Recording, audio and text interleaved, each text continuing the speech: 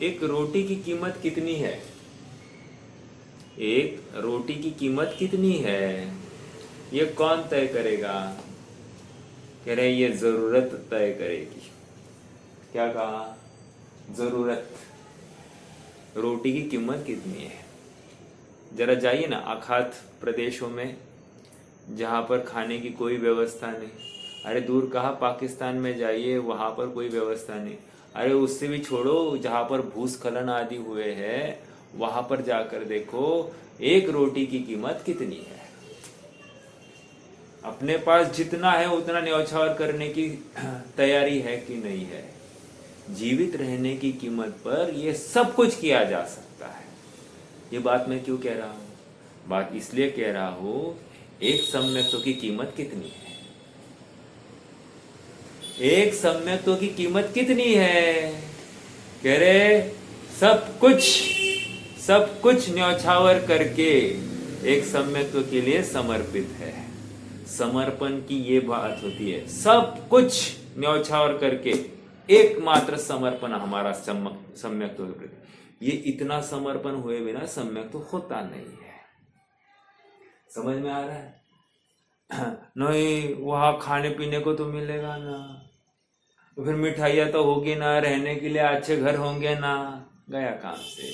इसको अभी भी अनुकूलता या भोग दिखाई दे रहे हैं, इसको सच्ची रुचि नहीं हुई है, सच्चा वो समर्पण का भाव आया नहीं है, अर्थात उसको धगज नहीं है प्राप्ति की।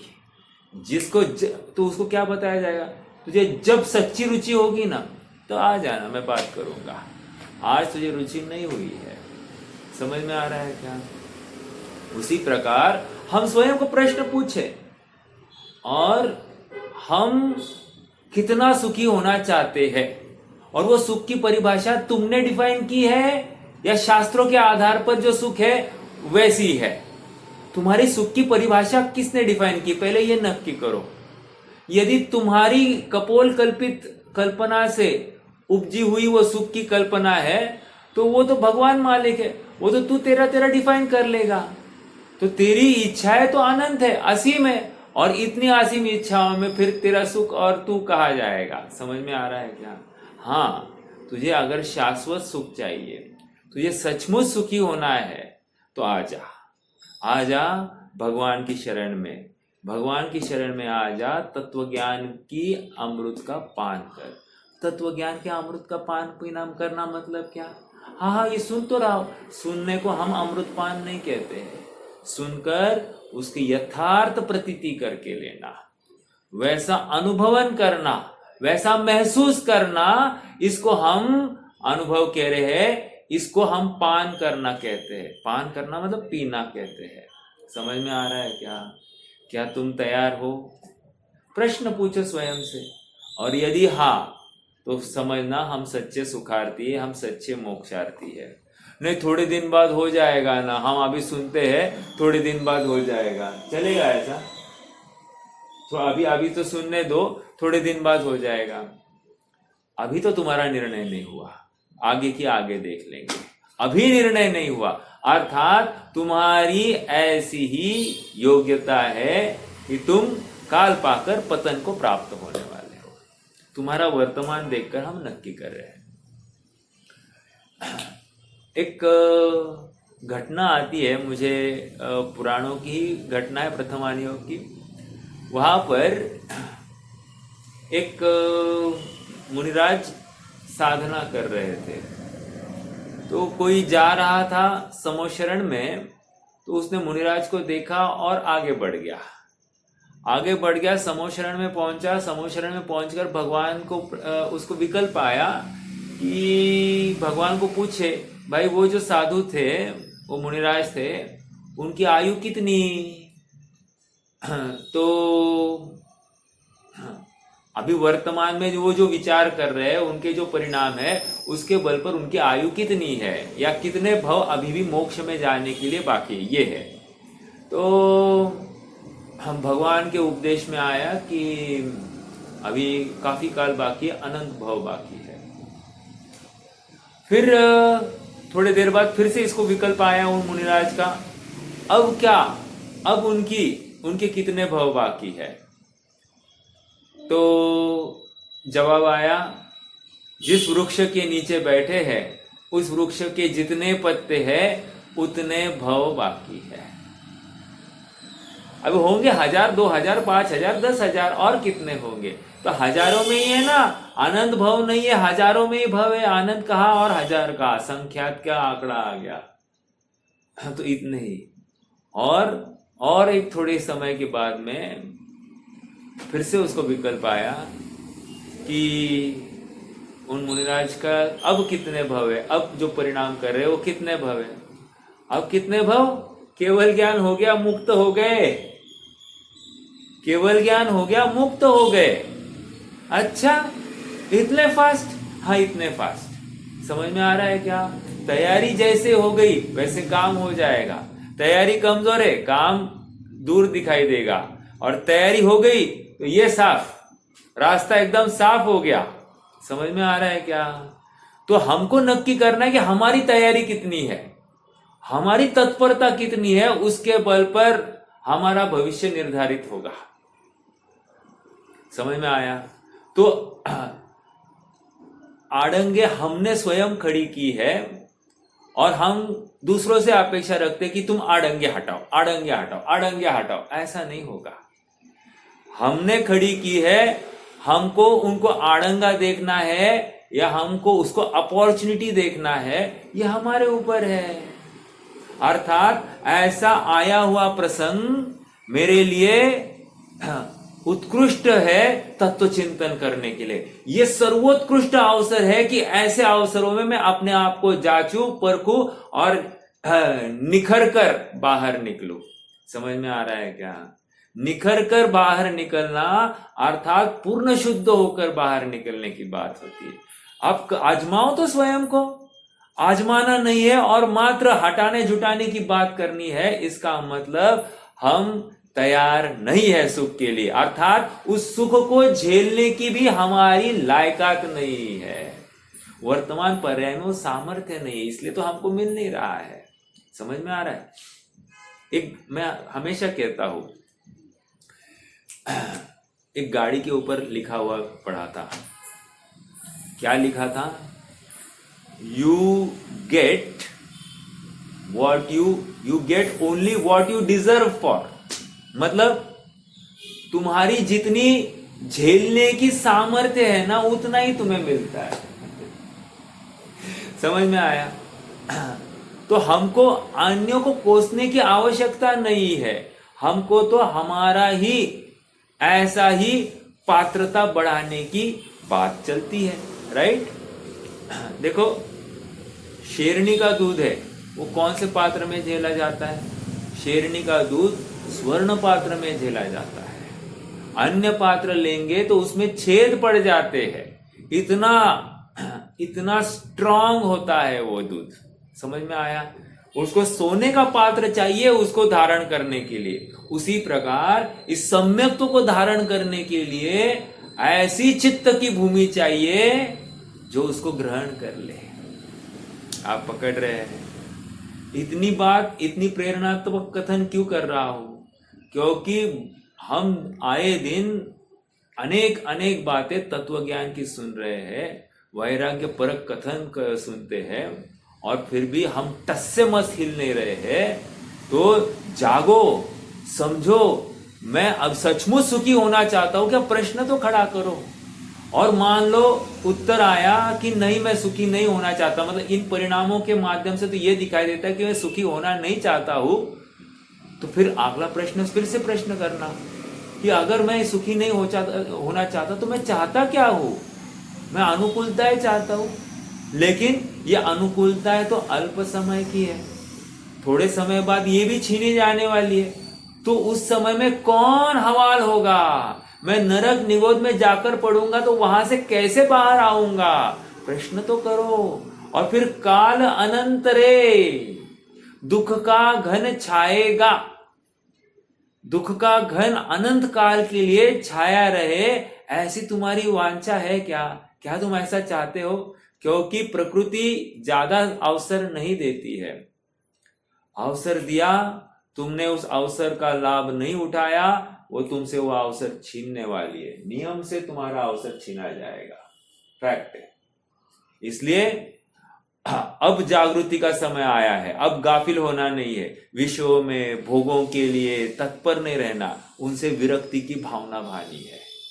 हाँ, अगर मुझे मीठा ज्यादा अच्छा लगता है तो आज विचार करो, आज मैं मीठा कम खाऊंगा, मैं वो मीठा खाकर मैं आत्म भावना भाऊंगा। आत्मा मुझे क्यों प्राप्त नहीं हो रहा है, ऐसा विचार किया कि नहीं किया? या प्राप्त पर्याय में मैं तन्मय रहा, अनुकूलता में मैं एकदम मस्त रहा। हाँ, और क्या चाहिए? ज्यादा तक नहीं करना, एकदम अच्छे से शांति से अपना जीवन चल रहा है, निराकुल जीवन लगता है। इसको निराकुलता नहीं कह रहे हैं, यह आकुलित जीवन है। और सुनो, ये तुम्हारे पतन की निशानी है। तुम्हारा भवितव्य अब तीव्र खाई में, एक गर्त में खोने वाला है। तुम्हें इसकी कल्पना नहीं है। देखो तो सही जरा, आचार्य देव कैसे कह रहे, देखो तो सही।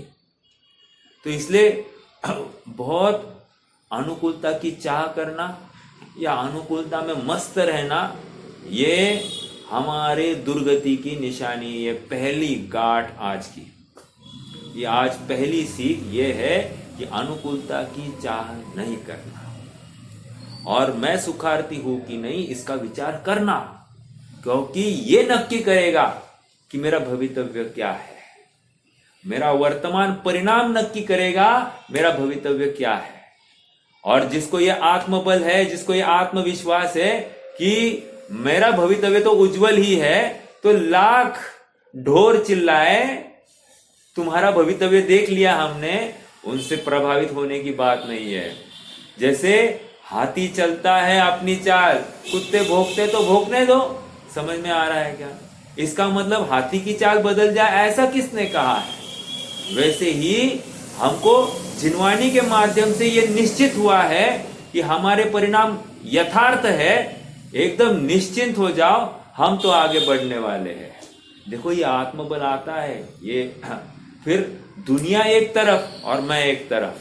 बस जिनवानी में कहा है ना, वस्तु स्वरूप ऐसा है ना, और मेरे परिणाम बिगड़े नहीं है ना, मुझे किसी का बुरा करने का भाव नहीं ना, हो गया, फिर निश्चिंत हो जाओ, तुम्हारा कुछ भी बाल बाका नहीं होगा, बाल बाका नहीं होगा। हाँ जी, तो अपने अस्तित्व की खबर जिसको हो जाती है, वो इन सब बातों को निर्णय करने के लिए तत्पर हो जाता है। ज्ञान ज्ञेय विभाग अधिकार की चर्चा है, और ज्ञान ज्ञेय विभाग अधिकार में किसी भी ज्ञेय का, देखो, ज्ञान भी एक स्वरूप है आत्मवस्तु का, और ज्ञेयाकार होना ये भी एक स्वरूप है आत्मवस्तु का। लेकिन ज्ञेयाकार हो रहा है इसलिए, या ज्ञेय है इसलिए ज्ञेयाकार हो रहा है, ऐसा नहीं है। फिर से, ज्ञेय है इसलिए मेरा ज्ञान ज्ञेयाकार रूप परिणमित हो रहा है, ऐसा मेरा स्वभाव नहीं है। और इसी स्वभाव को अलिंग ग्रहण के बोल में इन्होंने उसकी प्रस्तुति की है, और अलिंग लिंग के अनेक प्रकार के अर्थ किए, और ये लिंग कैसे है उसकी चर्चा कर रहे हैं। कल 7वां 8वां बोल हमारा 7वां 8वां 9वां बोल जो चला, उसमें लिंग का अर्थ उपयोग किया है। पहले, दूसरे, तीसरे बोल में लिंग का अर्थ इंद्रिया किया, तीसरे में थोड़ा अनुमान भी किया, अनुमान तीसरा, चौथा, पांचवा अनुमान किया। छठवें बोल में लिंग का अर्थ कहा स्वभाव से ही जानता है, इसलिए अलिंग ग्रहण है। इसलिए स्वभाव में किसी की अपेक्षा नहीं होती है, इसलिए यह आत्मद्रव्य अलिंग ग्रहण है, ये कह रहे हैं। अर्थात किसी अपेक्षा के बिना ये ज्ञान स्वभाव से जानता है, इसलिए अलिंग ग्रहण, अर्थात किसी अन्य के आश्रय से ग्रहण करता नहीं है।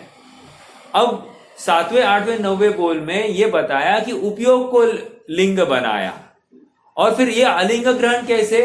ये लिंग ऐसा नहीं है कि वो उसको ज्ञेयों की अवलंबन करने की जरूरत पड़े, इसलिए ये अलिंग ग्रहण है। गेयों के अवलंबन की आवश्यकता नहीं है, इसलिए ये लिंग, ये चिन्ह, ये आत्मा अलिंग ग्रहण है।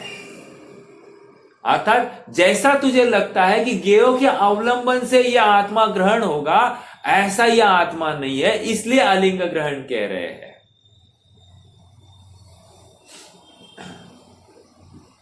कभी कभी ये क्षयोक्षम ज्ञान के बढ़ाने के पीछे, कभी कभी ये गेयों की विशेष जानकारी लेने के पीछे, कभी कभी किसी गेय को हटाने की बुद्धि से, या फिर अपने में से कोई विशिष्ट पर्याय ही चली जाए, इस बुद्धि के पीछे ये क्या करता है, या तो गेयावलंबन करता है, या पर का ग्रहण करता है, या अपना हरण होना चाहता है, या हरण होना मानता है।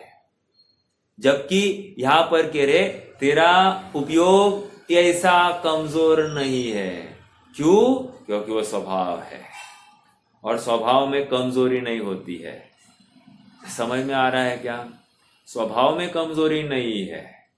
तुम्हारी विश्वास में कमी हो सकती है, लेकिन स्वभाव में कमजोरी नहीं है। ठीक है? शक्कर को मीठा करने के लिए क्या किया जाए?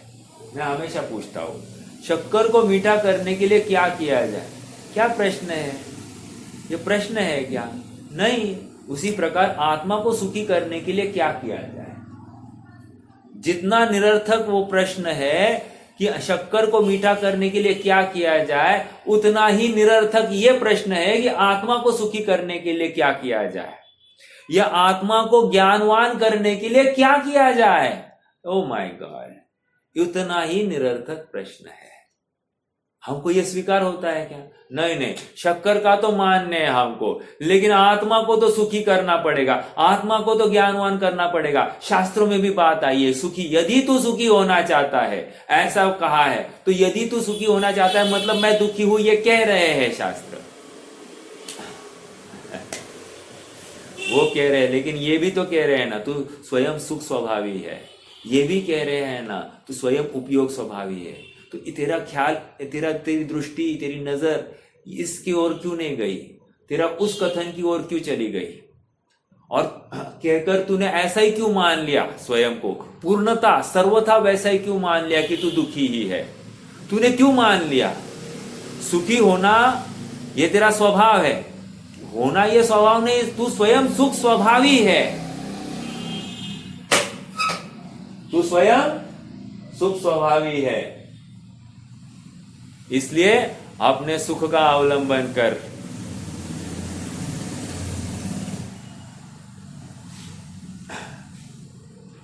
सातवां, आठवां, नौवां बोल हो गया। 9वें बोल में क्या आई थी बात? ये पर वस्तु इसका हरण नहीं करती, अर्थात गे इसके उपयोग का हरण नहीं कर सकता। गे इसका हरण नहीं कर सकता मतलब ये निद्रा ये गे है क्या? प्रश्न है, निद्रा ये गे है क्या?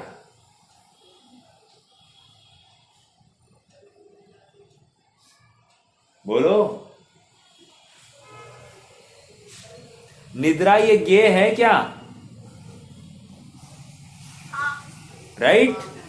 अब ये गे मेरे उपयोग स्वभाव का हरण कर सकता है क्या? प्रश्न है।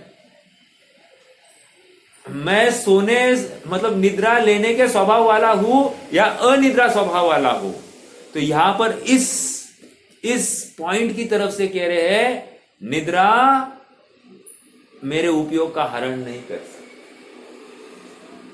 निद्रा मेरे उपयोग का हरण नहीं कर सकती, क्योंकि निद्रा एक गे है और कोई भी गे मेरे उपयोग स्वभाव का हरण नहीं करती। अर्थात निद्रा के समय में भी लगाना भी, निद्रा के समय में भी मेरा उपयोग है। आनंद करना चाहिए। अर्थात उपयोग स्वभाव का नाश नहीं हुआ, हरण नहीं हुआ है, इसलिए अलिंग ग्रहण है।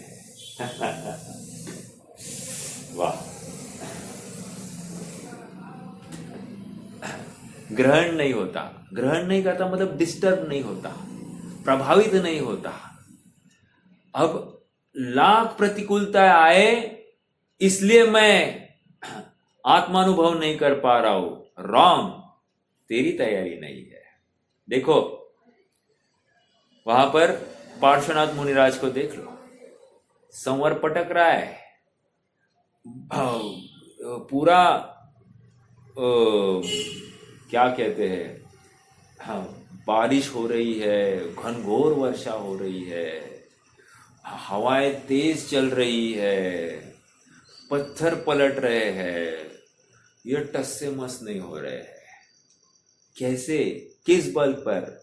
गे का हरण, गे मेरे स्वभाव का, मेरे उपयोग स्वभाव का हरण नहीं कर सकता, इस बल पर वे टस से मस बैठे हैं। समझ में आ रहा है क्या?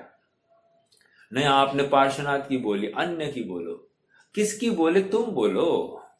आज जितने भी प्रभावित अप्रभावित हुए हैं वे सिद्ध दशा में बैठे हैं, और जितने भी प्रभावित हुए हैं वे यहां बैठे हैं। समझ में आ रहा है क्या? तो प्रभावित होना ये तेरा स्वभाव नहीं है, क्योंकि तू नियम से दुख को प्राप्त हो गया है। अर्थात तुझे स्वभाव सामर्थ्य का विश्वास नहीं है, यही तेरी कमजोरी है। और ये हमको दिखाता है कि तेरी अभी भी तैयारी नहीं है ऊंचे उठने की, तुझे सुखी होना नहीं है, ये दिखा रहा है तुम्हारा कर्तृत्व अभी। हाँ जी, 9 बोल हो गए हैं, 10वां बोल, 10वां बोल गजब का है, गजब का। क्या कह रहा है 10वां बोल? 1 मिनट में पेज नंबर खोलू, है ना।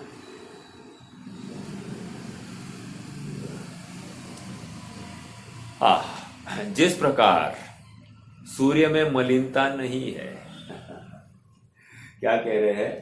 जिस प्रकार सूर्य में मलिनता नहीं है, उसी प्रकार, उदाहरण दे रहे पहले, उसी प्रकार जिसके उपयोग लक्षण लिंग में मलिनता नहीं है,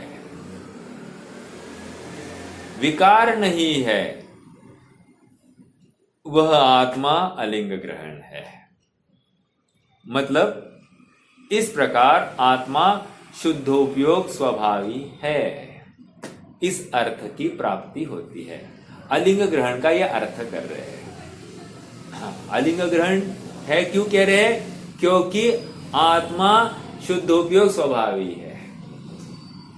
तो शुद्धोपयोग स्वभावी कहकर क्या कहना चाहते हैं?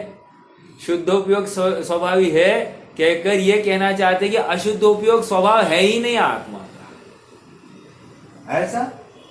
लेकिन शास्त्रों में आई है अशुद्धोपयोग, शुद्धोपयोग, शुभोपयोग, सब उपयोग के तो हाँ आए हैं ना। उसमें क्या तकलीफ है तुम्हारी सोच में? वो उपयोग नहीं कहा है, वो उपयोग मुखे न चारित्र की चर्चा है। तुमने उपयोग क्यों लगा के रखा है? हम उपयोग की बात कर रहे हैं और तुम चारित्र घुसा रहे हो।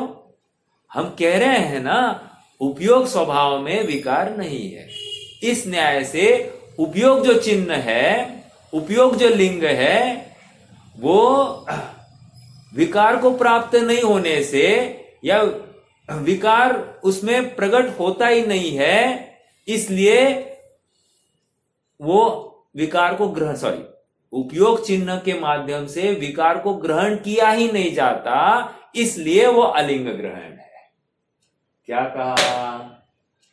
उपयोग माध्यम से, उपयोग दो, उपयोग से रुचि होगी तो जागृति आएगी, रुचि नहीं है तो फटाफट निद्रा आती रहेगी। रुचि का अभाव है, ये आपने बराबर टटोल लेना। क्या कहा फिर से? उपयोग ये ऐसा लिंग नहीं है जो विकार को ग्रहण करे, जो अशुद्धता को ग्रहण करे, इसलिए ये अलिंग ग्रहण है। समझ में आया?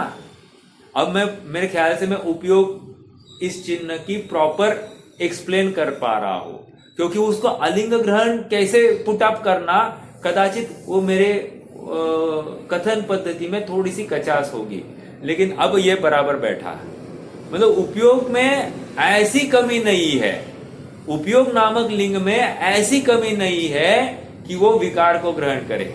अब ऊपर की 3 बोल लगाइए, उपयोग में ऐसी कमी नहीं है कि वो ज्ञेयों का अवलंबन ले, इसलिए वो उपयोग अलिंग ग्रहण, अर्थात उपयोग को धारण करने वाला आत्मा अलिंग ग्रहण। उपयोग में ऐसी कमी नहीं है कि वो ज्ञेयों को ग्रहण करे, इसलिए वो आत्मा अलिंग ग्रहण है। अर्थात ज्ञेयों को ग्रहण करके वो आत्मा की प्राप्ति नहीं हो सकती। ज्ञेय इसका हरण करे तो आत्मा की प्राप्ति हो जाएगी, ऐसा भी नहीं है। और एक बात, 9वां बोल जो है ना, ज्ञेय इसका हरण करे, इसका अर्थ क्या है मालूम है? अर्थात ज्ञेय इसका ग्रहण करे, ऐसा हो सकता है क्या? मतलब पर ज्ञेय मेरा ग्रहण करे, ऐसा हो सकता है क्या? ऐसा भी नहीं हो सकता। एक बात, पहली बात क्या है? 8वें बोल में क्या कहा? मैं पर का ग्रहण करूं। और 9वें बोल में क्या कहा? पर ज्ञेय मेरा ग्रहण करे। मेरा हरण हो रहा है, मतलब कोई ना कोई ना ग्रहण कर रहा है। बात समझ में आ रही क्या? अस्ति नास्ति परक। मेरा हरण होना मतलब कोई ना कोई मेरा ग्रहण कर रहा है। तो यहां पर कह रहे ऐसा कोई ज्ञान, मतलब ऐसा कोई ज्ञान नहीं है या ऐसा कोई उपयोग नहीं है जो मेरे उपयोग स्वभाव का ग्रहण करे। पकड़ में आया? इसलिए मैं अलिंग ग्रहण हूं। ये भी एक अर्थ निकल रहा है 9वें बोल में।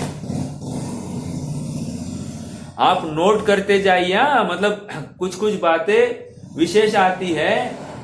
मैंने जितना सुना है आपको दी बेस्ट मिल रहा है, इतना समझना। मतलब जितना सुन रहा हूं मैं उसका सार तो निकाल ही रहा हूं, प्लस मेरे ज्ञान उपयोग में जितनी बातें आ रही है वो भी आप सबके साथ में साझा कर रहा हूं। तो अभी ये जो अर्थ निकाला कि पर कोई ग्रहण करता है, मतलब मेरे उपयोग का हरण नहीं होता, इसका मतलब कोई तो कोई ग्रहण करता होगा, ऐसा कोई कहता नहीं है। लेकिन उसमें से इंप्लाइड मीनिंग यही निकलता है।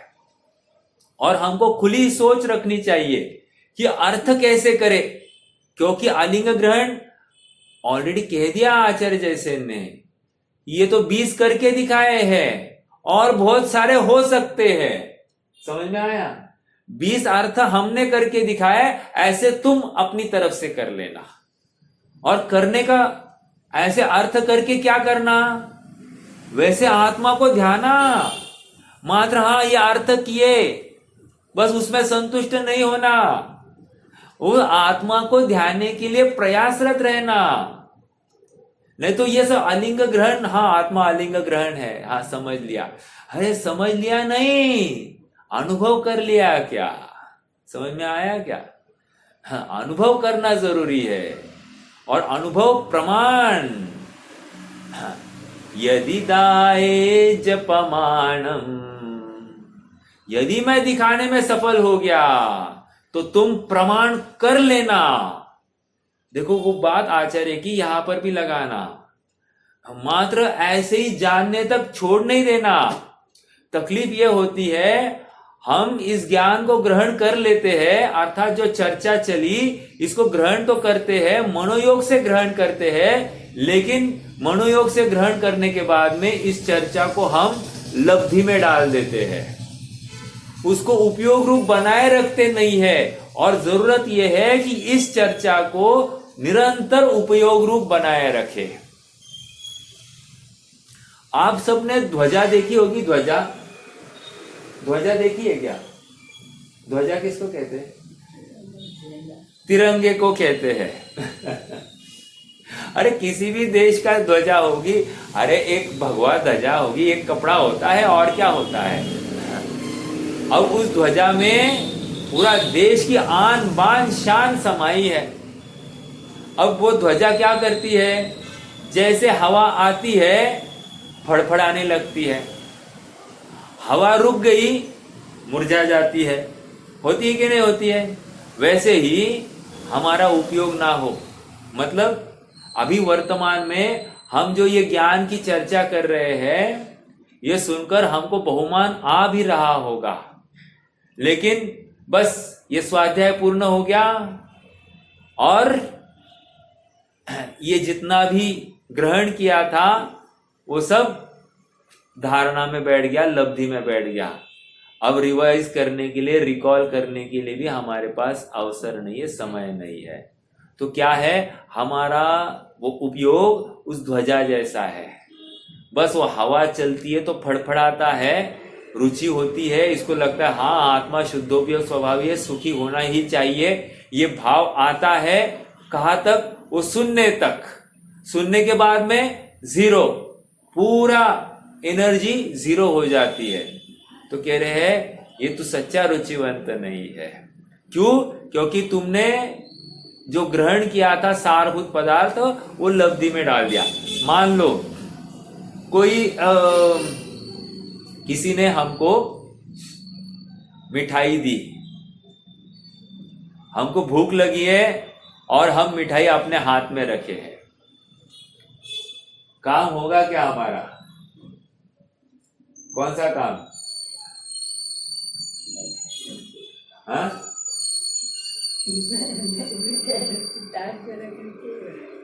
तो मिठाई को ग्रहण करना पड़ेगा ना, इतनी समझ है कि नहीं हमको लौकिक जगत में। तो यही मिठाई यहां पर परोसी जा रही है, फिर उसको कब ग्रहण करना या देखते रहना?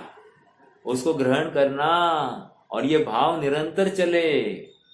हाँ, 23 घंटे यही भाव चले, ये भावना है, ये सुखार्थी का लक्षण है। नहीं कभी कभार याद आ जाता है, प्रयास तो करते हैं, ये बातें नहीं चलेगी। प्रयास करते हैं, तुम जिसको प्रयास कहते हो वो पुरुषार्थ नहीं है। वो कभी कभार एक आध बार ऐसा, हाँ आत्मा है, आत्मा को ये ध्याना चाहिए, सुखी होना चाहिए, देखो भगवान सुखी है, ऐसा लगता है, वो विकल्पात्मक है। लेकिन सच्ची उत्कट भावना होगी ना, तुम स्वभाव सन्मुख हुए बिना नहीं रहोगे। शास्त्रों में आई बात है, हाँ मेरे मनगढ़ंत नहीं है। एक विधवा है और प्रश्न किया गया इस विधवा के सामने, जगत की कितनी संपत्ति रखे तो ये सुख का अनुभव करेगी? मतलब जगत के कौन से भोग रखे तो ये सुखी हो जाएगी? तो कह रहे हैं नहीं, एक भी भोग इसको सुखी करने के लिए समर्थ नहीं, निरर्थक है सभी भोग। अब मान लो विधवा का पति जिंदा होकर आ गया सामने, अब उसको दुखी करने के लिए कौन समर्थ है? अब उसको कौन सा भोग चाहिए? अरे उसको एक पति मिल गया, सब कुछ मिल गया। उदाहरण, सिद्धांत क्या है? यदि इस उपयोग को जगत के समस्त के समर्पित किए जाए तो भी ये दुखी है, और एकमात्र इसका आत्मा समर्पित किया जाए, आत्मा है इतना ही ज्ञान हो जाए और ये उसमें समर्पित हो जाए, इसको अन्य किसी की भी आवश्यकता नहीं। समझ में आया क्या? उपयोग ये ऐसा चिन्ह है, ऐसा लक्षण है। समझ में आया? देखो 10वां बोल क्या कह रहे हैं? ये उपयोग ऐसा चिन्ह है कि उसमें विकार होता ही नहीं है, सूर्य के समान। चंद्र का उदाहरण क्यों नहीं दिया? वे स्वयं लिखेंगे, या मेरे ख्याल से कहीं तो आया है इसमें, चंद्र में दाग है इसलिए सूर्य में दाग नहीं है, मलिनता नहीं है, इसलिए सूर्य का उदाहरण दिया। वैसे एक पूछूं, आप सबको पूछता हूं, सूर्य ग्रहण कब होता है और चंद्र ग्रहण कब होता है?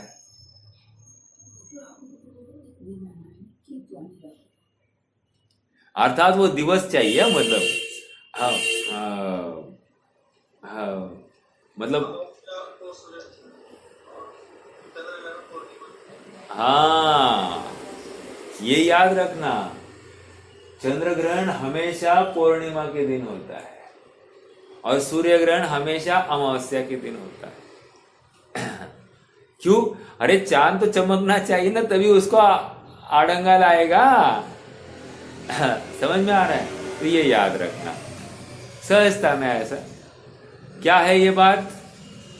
जिस प्रकार सूर्य में मलिनता नहीं है, उसी प्रकार जिसके उपयोग लक्षण लिंग में मलिनता नहीं है, विकार नहीं है, वह आत्मा अलिंग ग्रहण है। अब ये महत्वपूर्ण बात क्या है? आत्मा शुद्धोपयोग स्वभावी है। एक कब शुद्धोपयोग स्वभावी कह रहे हैं? कह रहे हैं अभी वर्तमान में शुद्धोपयोग स्वभावी है। अच्छा, तो हमको तो लग रहा था कि मैं अशुद्धोपयोगी हूं, शुभोपयोगी हूं। यहां तो कह रहे हैं शुद्धोपयोगी ही है। ये कहां से बात लाई है? तो यहां पर बात जो है ये उपयोग की बात कर रहे हैं। वो मात्र उपयोग शुद्ध उपयोग वाला ही है।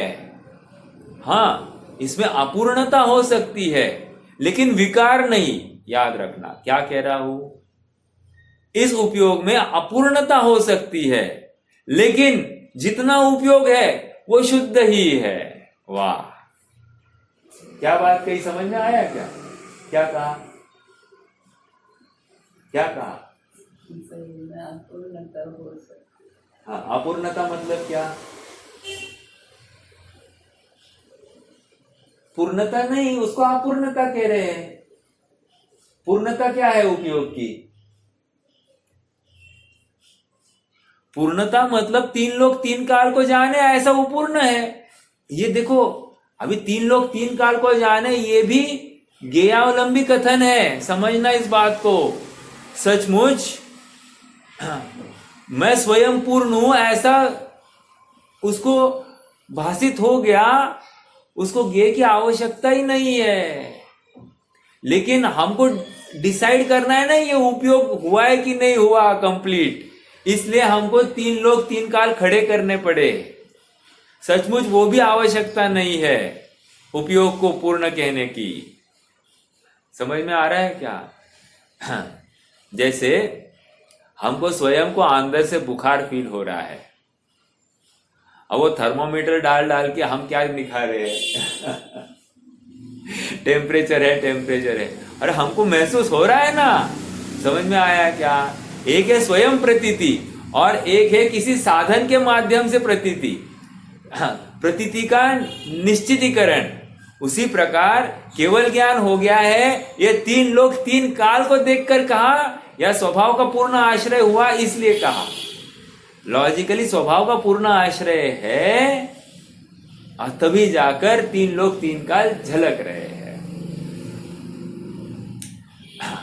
तो मेरा उपयोग अपूर्ण हो सकता है पर्याय में, लेकिन स्वभाव में तो 100% ओके है। और सुनो, पर्याय में भी विकार नहीं है और स्वभाव में तो है ही नहीं है। क्या कहा? दो बातें कह रहा हूं। पर्याय में विकार है ही, सॉरी, पर्याय में तो नहीं ही है और स्वभाव में तो बिल्कुल नहीं है। उपयोग ऐसा शुद्धोपयोगी है। अब वो जो अशुद्धोपयोग कहा जाता है या जो शुभोपयोग कहा जाता है, वो क्यों कहा जाता है?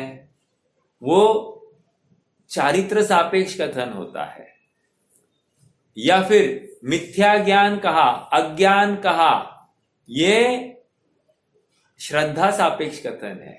समझ में आ रहा है क्या? अब उसकी बात यहां पर नहीं चल रही है, या मात्र उपयोग स्वभाव की बात चल रही है। और वो उपयोग ऐसा लिंग है कि उसमें विकार प्रवेश करता ही नहीं। विकार प्रवेश करता ही नहीं। और तू क्यों मानता है विकार प्रवेश कर गया है? हाँ, समझ में आ रहा है? विकार प्रवेश करता नहीं है और ये मान रहा है कि मेरे उपयोग में विकार प्रवेश कर गया है, या मैं अपूर्ण हूं ऐसा मान रहा है। तो गया अपूर्ण मतलब, हाँ, मैं विकार की वजह से पूर्ण नहीं हूं ऐसा मान रहा है। इसलिए यहां पर समझा रहे नहीं, ये पूर्णता का विश्वास ही तुम्हें पूर्णता दिलाएगा। अपूर्णता का विश्वास तुम्हें कभी भी पूर्ण नहीं होने देगा। अपूर्णता की स्वीकृति होती है, लेकिन पूर्ण स्वभाव का निर्णय करना है। ये दोनों एक ही साथ काम चलेंगे। ऐसा नहीं है कि नहीं एक ही काम एक समय में होगा, नहीं। अपूर्णता की स्वीकृति पूर्वक पूर्ण स्वभाव का निर्णय, जिसको ये कला आ जाती है वही आगे बढ़ता है। तो मेरे उपयोग स्वभाव में, उपयोग लक्षण में, उपयोग नामक लिंग में विकार है ही नहीं, मलिनता है ही नहीं, इसलिए मेरा आत्मा अलिंग ग्रहण है। अर्थात इस विकारता के कारण मलिनता आ जाएगी, ऐसा इस उपयोग का स्वभाव नहीं है, अर्थात वो चिन्ह ऐसा नहीं है। तो इसलिए यदि मैं ऐसा धारण करता हूं कि मलिनता आती होगी, तो ये मेरी कमजोरी है। शुद्धोपयोग स्वभाव है। ठीक है, शुद्धोपयोग स्वभाव समझ में आया। अब देखो यहां पर जो चर्चा है, चलो अगला बोल पढ़ते हैं, फिर मैं फिर से इसी बोल पर आने वाला हूं। अगला बोल पढ़ते हैं, पहले 11वां बोल पढ़िए, जिसके उपयोग लक्षण लिंग द्वारा पौद्गलिक कर्मों का ग्रहण नहीं है। इंपॉर्टेंट, क्या कह रहे हैं फिर से, लिंग क्या है? उपयोग लक्षण। सातवें के माध्यम से, सातवें से अब तक क्या बनाया है? उपयोग नामक लिंग है। और उपयोग लिंग कैसा है? कह रहे वो पौद्गलिक कर्मों का ग्रहण नहीं करता। क्या ये 8वें पॉइंट का रिपीटेशन लगता है क्या? बिल्कुल हो सकता है 8वां पॉइंट और ये लगभग एक दूसरे के समर्पक है, लेकिन थोड़ा सा सूक्ष्म अंतर ढूंढने की कोशिश करें तो यहां पर 8वें पॉइंट में भाववाचकपना है और यहां पर द्रव्यवाचकपना है। इतनी सी बात। हालांकि सब कुछ भावों में ही हो रहा है, लेकिन मैं पौद्गलिक कर्मों का ग्रहण करता हूं, ऐसे कितने जनों को लगता है? देखो, कर्णानियोग पढ़कर ऐसी भ्रांति किसी में हो सकती है।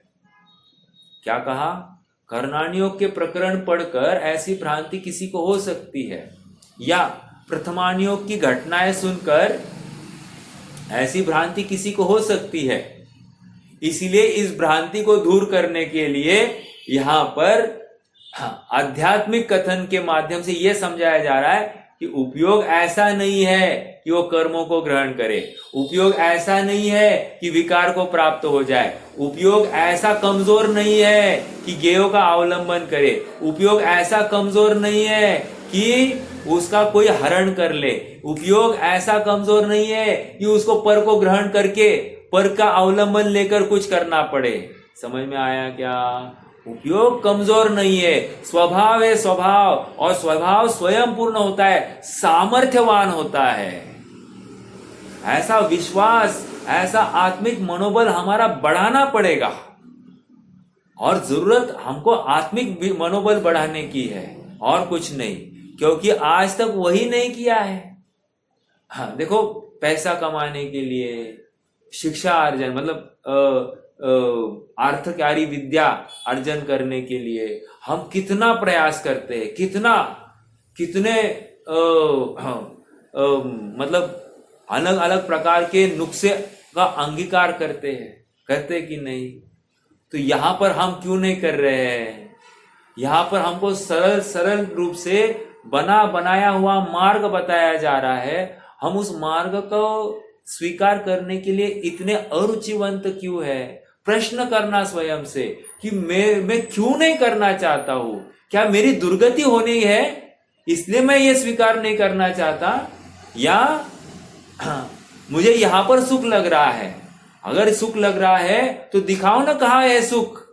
कहां है सुख ये दिखाओ तो सही। कौन से भोगों में सुख है दिखाओ तो सही। मुझे लगता है मैं घूमने फिरने जाऊंगा तो सुखी होऊंगा, मैं अनेक भोग भोगूंगा तो मैं सुखी होऊंगा, मेरी पत्नी अनुकूल चलेगी तो सुखी होऊंगा। अरे ऐसा है ही नहीं, क्योंकि सुख परावलंबी है ही नहीं। क्यों मैं मान बैठा हूं कि मैं ऐसे हो जाएगा, मेरा बच्चा मेरे अनुकूल चलेगा तो सुख होगा, मेरे भोग अनुकूल सहयोग मिलेंगे तो मैं सुखी होऊंगा, कोई मेरी प्रशंसा करे तो मैं सुखी होऊंगा, कोई मेरी निंदा करे तो मैं दुखी होऊंगा। ये कहां से लाया? सुख परापेक्षित नहीं है। उसी प्रकार मेरा उपयोग भी पर की अपेक्षा रखता नहीं है। ऐसा सहज स्वभाव सामर्थ्य है, ये विश्वास हमको भरना ही पड़ेगा। और आज वो प्रसंग आ गया है, आज वो घड़ी आ गई है कि हमको सच्चा उपदेश मिला है और हमारी मति भी व्यवस्थित है। ऐसे समय में ही हमको सच्चा पुरुषार्थ भी करना चाहिए। अन्य समय में किया गया पुरुषार्थ उतना काम नहीं करेगा जितना हमारा सही समय में किया गया पुरुषार्थ काम करेगा। समझ में आ रहा है? मैं कुछ कह गया? अन्य समय में किया गया पुरुषार्थ और सही समय में किया गया पुरुषार्थ कुछ अंतर है क्या? हाँ, अंतर है। जैसे कोई पानी में तैर रहा है और पानी का प्रवाह बहुत तीव्र है। अब प्रश्न ये है कि वो पुरुषार्थ मतलब इस किनारे से उस किनारे को जाने के लिए वो पुरुषार्थ करे कि नहीं करे, अर्थात वो हाथ मारे कि नहीं मारे। तो कह रहे हैं इतने जोर से नहीं मारे कि वो थक जाए लेकिन किनारे पर नहीं पहुंच जाए। तो क्या करे? इतने ही हाथ मारे कि जिससे वो तैरता तो रहे, उसके हाथ पैर जकड़ न जाए, हाथ पैर जकड़ न जाए, उतने ही हाथ पैर मारे। और फिर प्रवाह का ऐसा एक क्षण आएगा जहां पर प्रवाह स्थिर हुआ है, उसको ज्यादा फोर्स नहीं है। उस समय में ये तीव्र पुरुषार्थ करके किनारे तक आने की कोशिश करें। समझ में आया क्या? तो पुरुषार्थ कहां करना कहां नहीं करना ये भी हमारी समझ होनी चाहिए।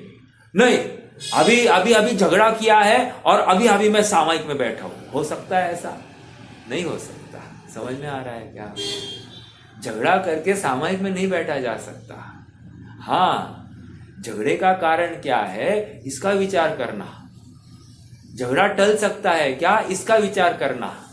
मैं सुखी कैसे हो सकता हूं, इसका विचार करना। सुख बाहर से आता है या अंदर में ही सुख विराजमान है, ये विचार करना। ये ज्ञान हो रहा है तो ज्ञान दुख का कारण है या नहीं, ये विचार करना। कोई अच्छी चीज जानी तो मुझे सुख हो रहा है, कोई गलत चीज जानी तो दुख हो रहा है, इसका मतलब मेरा निर्विचिकित्सा अंग नहीं पल रहा है। और सम्यक्त्व के अंगों में कहा है निर्विचिकित्सा अंग, कि ग्लानि नहीं करना।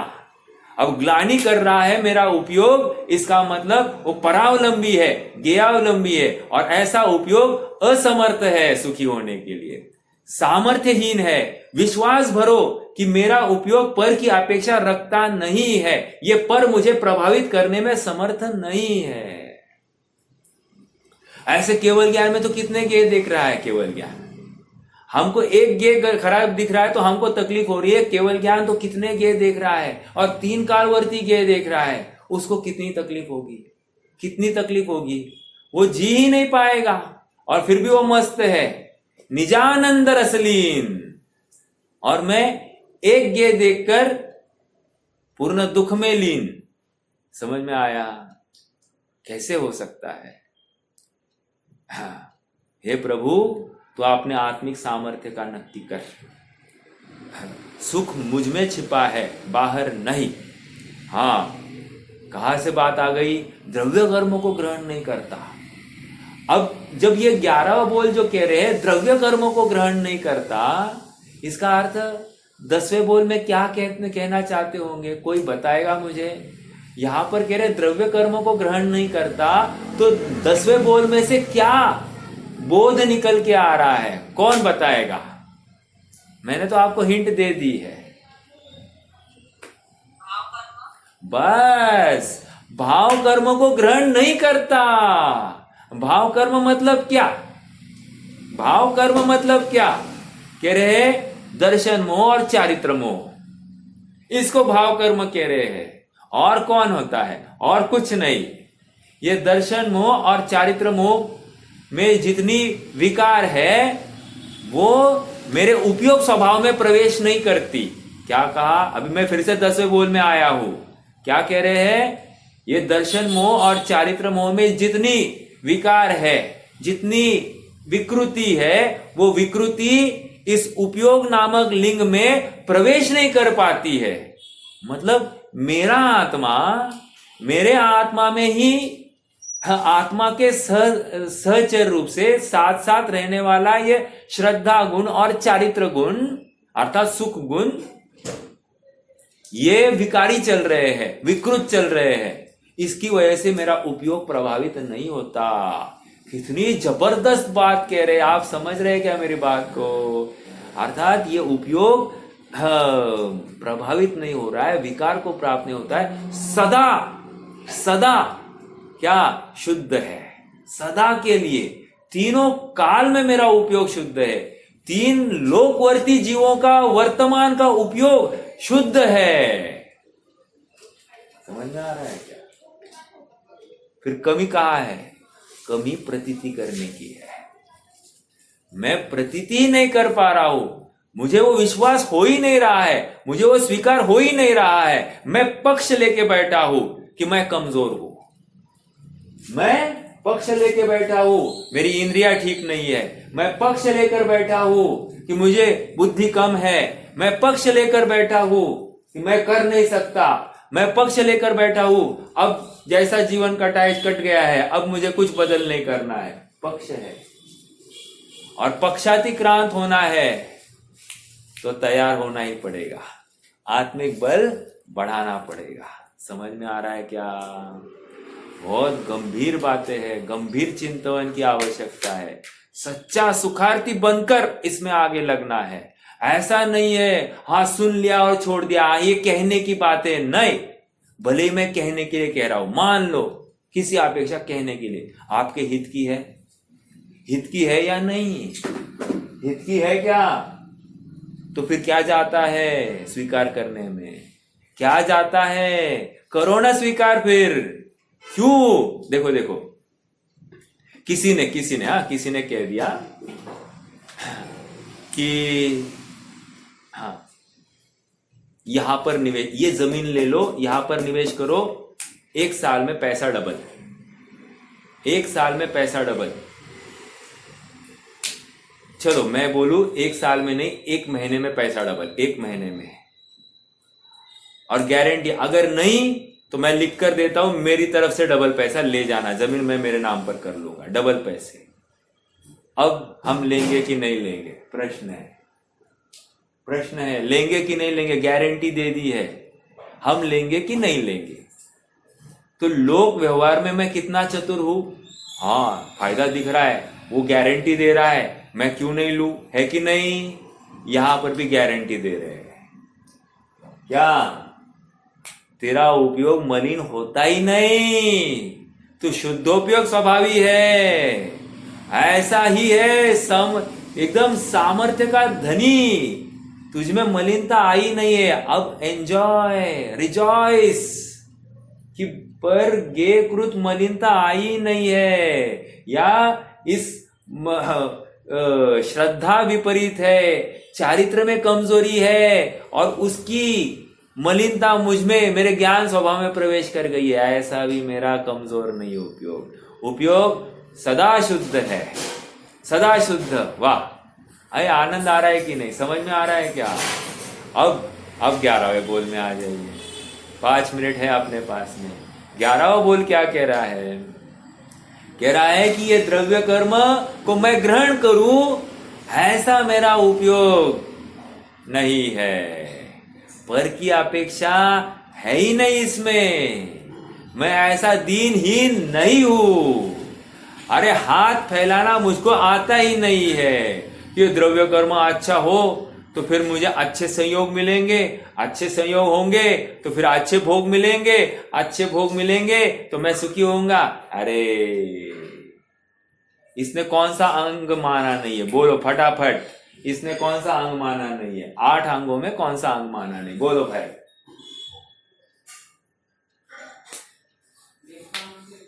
हाँ देखो, बच्चा आ गया, बोल गया।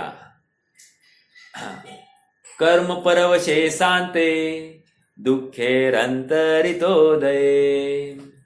पाप बीजे सुखे नास्ता श्रद्धानाकांक्षना स्मृता। पाप बीजे सुखे ना, क्या है? कर्म परवशे शांते। ये कर्म जो है ना, ये परवश करते हैं मुझे, उनके वश कर दे, मतलब मोहवश मैं उनके अधीन चला जाता हूं। समझ में आ रहा है क्या? कर्म परवशे शांते, और अंत में क्या होने वाला है? दुःखैरन्तरितोदये, दुख ही अंत है। हाँ, मतलब अच्छे संयोग मिलेंगे, अच्छे संयोग मिलेंगे, देव होऊंगा या फिर इंद्र होऊंगा, लगता है कि नहीं, तीर्थंकर बनूंगा, लगता है कि नहीं। कह रहे कर्म परवशे शांते, तो इस भावना से अगर धर्म की एक भी क्रिया कर रहा है, आत्म भावना भी नहीं कर रहा है, मात्र इसके लिए मैं स्वाध्याय करूं, इसके लिए मैं शुद्धि का भोजन करूं, इसके लिए सब करूं, मेरे सारे दिन भर के अनुष्ठान किसी अनुकूलता के पीछे है, तो समझ लेना तू कर्म भोगी है और तुझे संसार में ही भटकना है। समझ में आया? तेरी भावना सच्ची नहीं है, तू प्रामाणिक नहीं है, तू समर्पित नहीं है, तुझे समर्पण करने की विधि स्वीकार नहीं हो रही है। समर्पण अनकंडीशनल होता है, मैं बार बार दोहरा रहा हूं, समर्पण में कोई शर्तें नहीं होती है। समझ में आ रहा है क्या? बहुत गंभीर चिंतवन है ये। चिंतवन कहीं भी लागू हो सकता है, पारलौकिक जगत में भी और लौकिक जगत में भी। आपको अप्लाई करते आना चाहिए।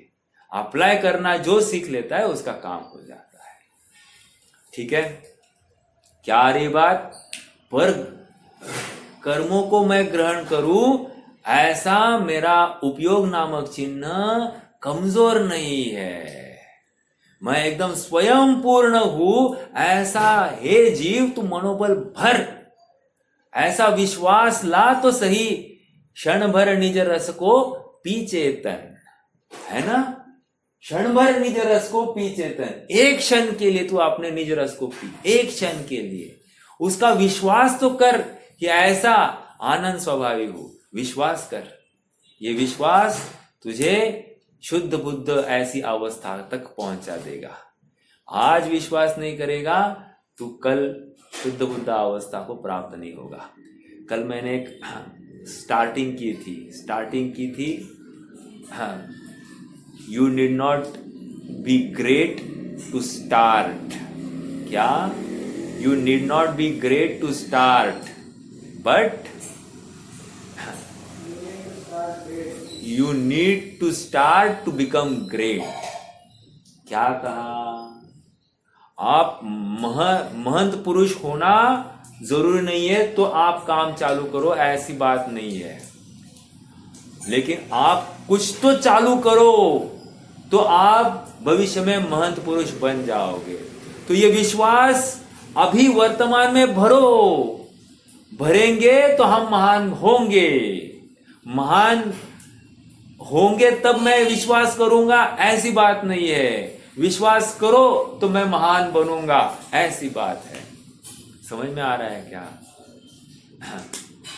तो दीनहीन होना नहीं है, पामर होना नहीं है, स्वतंत्र स्वाधीन प्रभुता का स्वीकार करो। एक प्रभुत्व शक्ति है, प्रभुत्व शक्ति। कितने जनों ने सुना है प्रभुत्व शक्ति? सुना है क्या? है ना प्रभुत्व शक्ति। प्रभुत्व शक्ति क्या कहती है? क्या कहती है प्रभुत्व शक्ति?